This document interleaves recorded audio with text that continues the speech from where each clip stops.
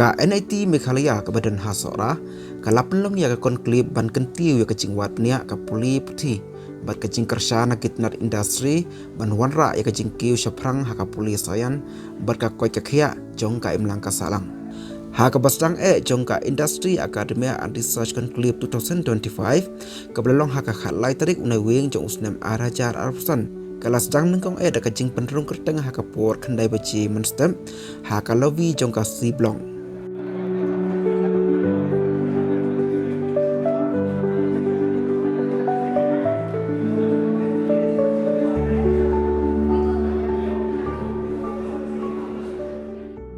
ha ka bayadei bat kacing pli pat ba pat yakati ka program ka balalong ha kacing don lang usri manoi shri vastava kum ukongsan bat kiwei pat kiru shampang gibla sakhilang u Dr. CDR Arnabdas guest of honor Shri RMW Kongwer distinguished guest kacing lang jong ka program kelalong hapo kacing pet jong Professor P Mahanta Director NIT Meghalaya u Dr. Arnabdas founder director ka Maritime Research Center MRC ula ajing kai halor kapang digital transformation for effective freshwater management and new perspective based on underwater domains awareness framework kani lecture lalong haka seminar hall Siblong hadin katei ladon ganya sungkai bat ka poster evaluation haka lovi haka por khat wish pawa hadu khat arbachi jongka sitengsi Usri RMW Kongwer Chief General Manager Marketing Numalika Finery Limited ula ajing kan halor kapang catalyzing change in research for a sustainable future hadin katai ka program kaladan pat ka panel discussion session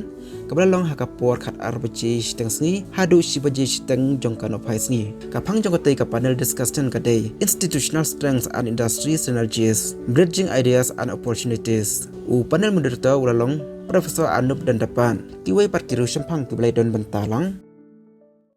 For too long, industry and academia has been like living two different lives altogether. In the sense that the priorities were different, the way the nuances of the languages we spoke, they were different.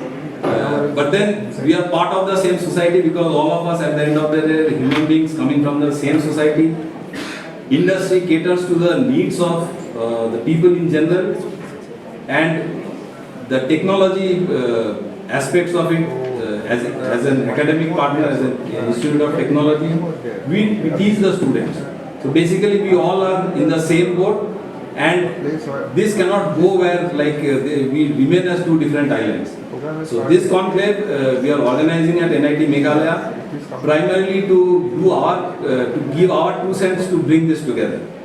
So NIT Meghalaya, as you all might know, is one of the 12 new NITs which were established as 2007 as an Act of Parliament Act, and we are probably the only new generation NIT who has been consistently over the last 10 years since its inception. It has been there in the top 100 engineering colleges since its inception. So while we are very proud of this achievement, but we still acknowledge we are a very new institute. And newborn always, the nature is that they need to grow. Growth is not something which comes like automatically you press a button, you grow. It needs partners. So I am very happy to see that we have a very good panel of industry experts, be it the heavy engineering industries, the deep tech industries, the latest happening, many from the entrepreneurship domain, startups, the founders of them. So this is an August gathering. It is a matter of great privilege for us and pleasure to welcome you all to this research conclave of NIT Meghalaya, which is being organized on the theme of innovation and sustainability in engineering technology. This event is a reflection of our institute's continuous pursuit of academic excellence and its unwavering commitment to the advancement of the research innovations. National Institute of Technology was established, Meghalaya was established in the year 2010, and we have occupied the permanent campus here in last February. Still some construction works are going on, but we are comfortable with the stay now, and gradually our faculty members are doing well with research and well as academics. NIT Meghalaya got NIRF ranking consistently for last 7 to 8 years. And this year, we were within, within 100 position, that is 83rd position in 2025 ranking. Also, we put a mark on the global academic map by securing a position in a band of 1201 to 1500 in the Prime Higher Education World University ranking of 2026. The institute has received last year 33 consultancy projects worth 2.91 crores and 9 sponsored projects amounting to 4.90 crores for 1 year. Some of the notable sponsoring agencies include Telecom Centers of Excellence, TTTF, Nectar, PST, ISRO, NAVIC, and ANRF. Since November 2024, our faculty and research scholars have published more than 300 papers and with good number of citations. Out of that, I think 100 papers are significant in terms of citations. Our research collaborations with leading institutions around the world has further enhanced our research capabilities. We have signed more than 14 MOUs during the last 1 year, notably with the Technical University of Ilmenau, Technical University of Hamburg, PTV Germany, IIT Madras, IIT Hyderabad, IIT Jodhpur, IIT Mandi, IIM Visakhapatnam, .NET Incorporation of Seoul, Kellogg University, Oxford University, etc. In the healthcare sector also we have started our business now. We have incorporated general duty assistant nursing courses from this last semester. And also we have started new course like MCA this semester. Also we have started some of the minor courses like sports engineering, where industrial help is also very important. To promote this unhindered research, the Institute has invested generously for setting up of various laboratories and central instrumentation facilities. We have FESCM, XRD, all these high-end machineries, and we have a dedicated CIF center here. Also, we have established a Center for Innovation, Incubation, and Entrepreneurship at NIT Meghalaya to engage for mentoring and nurturing students and startup activities. We're here from the different segments, corporates. It is my privilege to be here in this national importance institution, NIT Meghalaya, which is here in Sohra. So saying the theme of this conclave, catalyzing change, research for a sustainable future. So I just give a brief about what we are really doing in the oil industries. In the oil industries, in fact, has long been cornerstone of global development in the fueling, transportation, industries and progress. But yet today, it faces one of the greatest transforming challenges in the history. The challenge before us is clear. How do we continue to meet the world's growing energy with needs, while drastically we have to balance with the environment? The answer lies not just in policy or technology, but in research, innovation, and the collective will bring the change. Sustainability in the oil sector is no longer options, but it is essential for survival.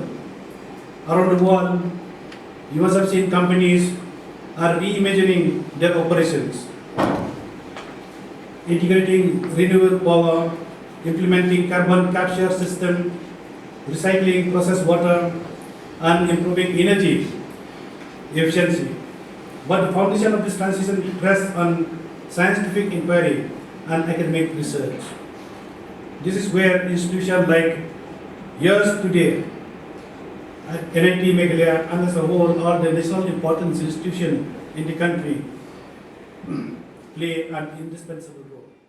I'm an Assamese, but I've grown up outside, and it's a real pleasure to be back in the Northeast. And I think I would like to appreciate the leadership here, Director Mohammed sir. I think it's really commendable. I mean, to lead an institute which is still evolving, coming out of, the infrastructure is still coming up, and still thinking of such an important initiative.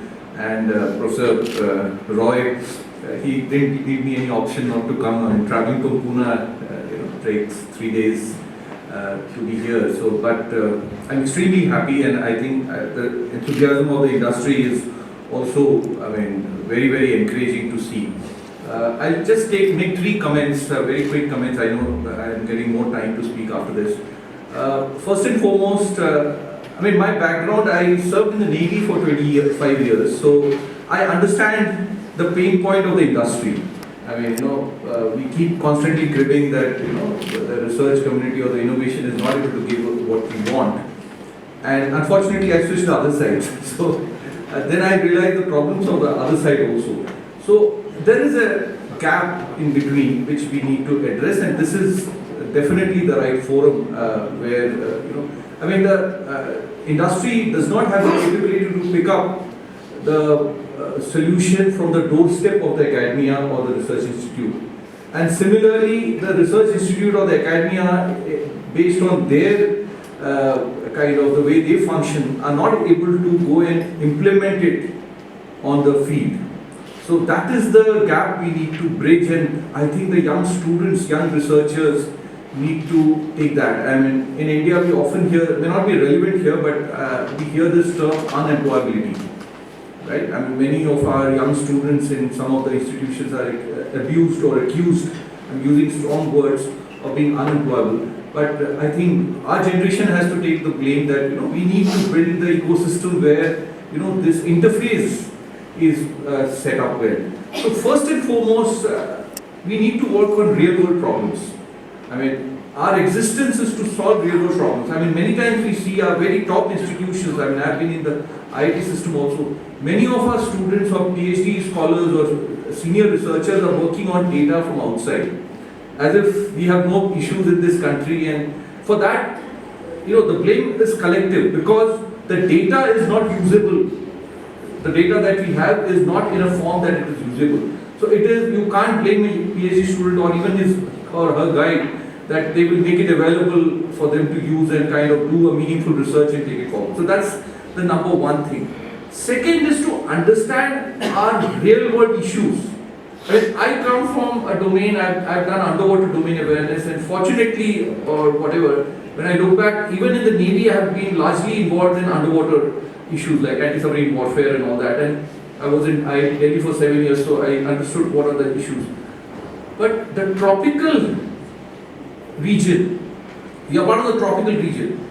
Many of us don't even, at very top level research institutes, we do not address the tropical conditions. Now, if you do not understand the tropical conditions, how will you solve tropical issues? A very significant thing, tropical waters have the highest biodiversity. So our fisheries, aquaculture and various other things, even energy security are mentioned. We should be at the top. But not just in India, the entire, the global south as we talk, they are on the receiving end. We have the resources, but somebody else is exploiting our resources and doing well at our cost. So we have to understand the local issues and customize our solutions to that thing. The third important aspect is many times we get carried away by the tools. And not against anything, when we talk about AI or quantum computing and all this, these are tools. But understand, unless we give focus to our domains, the real world domain, I mean, underwater is just one of them, but there are so many other domains, space is one. The domain focus also is equally important. I mean, tools are very important. I mean, I cannot undermine the importance of the tool. But the tool by itself can do nothing unless you, I mean, we are forced to do a lot of AI. But I don't say that we do AI. We work on underwater. To solve underwater problem, AI is a very significant tool and AI cannot be done unless you have the computing infrastructure. That's all well known. But you can't be focusing only on the tool. Understanding the domain is equally important and that focus is important. Then only we'll be able to solve real world problems. Otherwise, the foreign vendors have significant marketing capabilities. I mean, all our sectors, whether it is energy sector or defense, it's only the foreign vendors are coming and trying to give us solutions.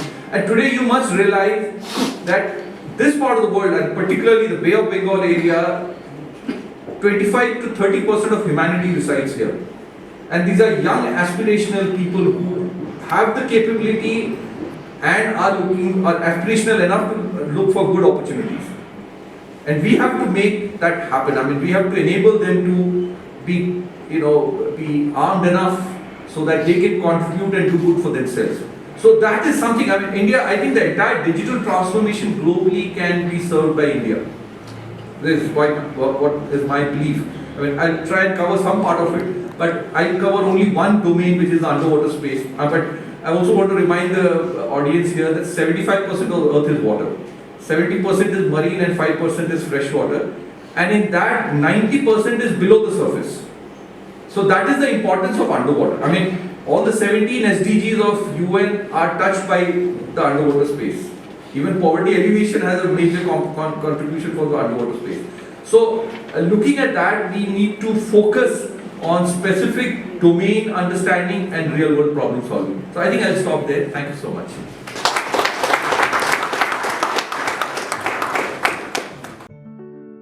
Nang tabut sa kiwei pat ki program. Hakapor san siteng hadu unri waji damian kaladan ka MOU signing with industries kabamot ka jete Soskular berkiwei pat ki industries hakani ka beta kinong mikmat jong ki industry rengkat berkibor penia jong ka NIT Meghalaya badan Sohra kilaya soi ya ka memorandum of understanding MOU ban pentrei lang hagi kam ajeng hikai kijing wat bnia berkajing penklanya ka skills jong ki samla pule ukon winalani unong penia ya ka teka program udai Profesor HC Das nang ta hakapor nri baji hadu nyusiteng damian kladan parsaka cultural program